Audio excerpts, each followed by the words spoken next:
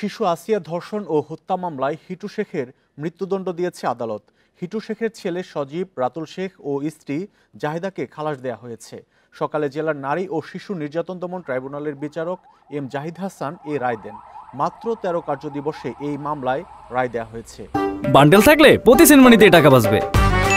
বিকাশ send money bundle কিনে জিতুন প্রতি লেনদেনে। এর আগে সকাল 9টার দিকে 4 আসামিকে আদালতে আনা হয়।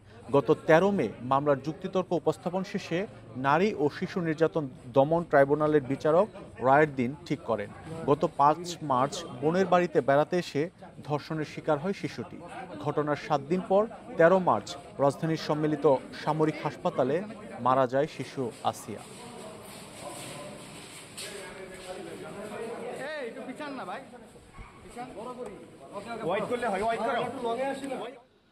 রায় ঘোষণা নিয়ে বিস্তারিত জানবো। মাগুরা থেকে যুক্ত হচ্ছেন সহকর্মী হেলাল হোসেন।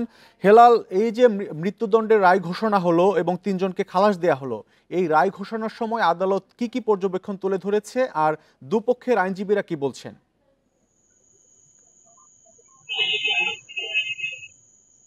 আমি আপনাকে জানিয়ে রাখি, 9:30টার দিকেই মাগুরা নারী ও শিশু নির্যাতন দমন ট্রাইব্যুনালের আদালতে এই রায় ঘোষণা করা হয়। রায় ঘোষণার পরপরই সকল আসামিদেরকে কারাগারে নিয়ে যাওয়া হয়েছে। আমি কথা বলেছিলাম কিছু সময় আগে যে মামলার বাদীপক্ষের এবং রাষ্ট্রপক্ষের আইনজীবী যাকে নিয়োগ করা হয়েছিল এহসানুল হক সমাজি সাহেবের সাথে, তিনি বলেছেন যে এই আদালত সবকিছু বিচার বিশ্লেষণ করেই রায় দিয়েছেন।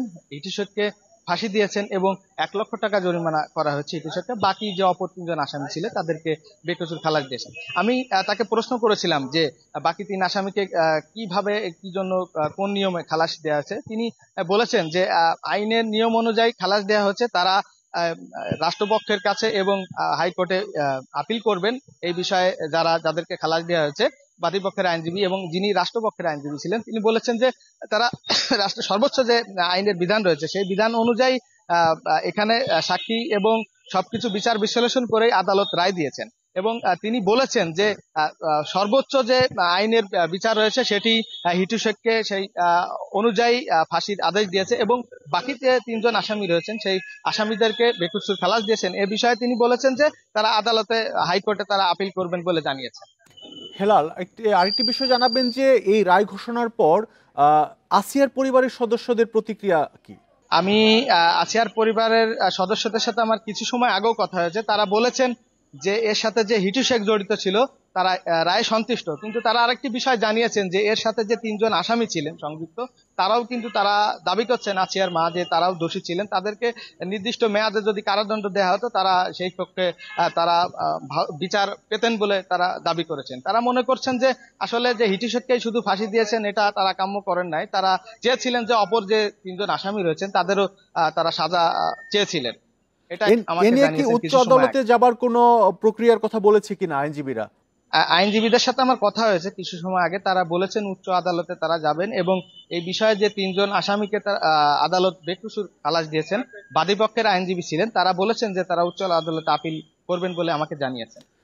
আনুষ্ঠানিক কোনো ব্রিফ করছেন কিনা আইনজীবীরা, আপনি যেখানে আছেন এই আদালত চত্বরে? কিছু সময় আগেই সাংবাদিকদের সাথে কথা বলেছেন বাদীপক্ষ এবং যিনি রাষ্ট্রপক্ষ থেকে নিয়োগ করা হয়েছিল এহসানুল হক সমাজিকে, তিনি সংবাদকর্মীদের সাথে কথা বলেছেন এবং বলেছেন যে যে নিয়ম অনুযায়ী আদালত হিটু শেখকে ফাঁসি দিয়েছেন এবং অন্য যে 3 জন আসামিকে খালাস দিয়েছেন সে বিষয়ে তারা উচ্চ আদালতে আপিল করবেন, এটাই জানিয়েছেন আমাদের। শিশু আসিয়া ধর্ষণ ও হত্যা মামলায় হিটু শেখকে মৃত্যুদণ্ড দিয়েছে আদালত, সেই খবর জানাচ্ছিলেন সহকর্মী হেলাল উদ্দিন।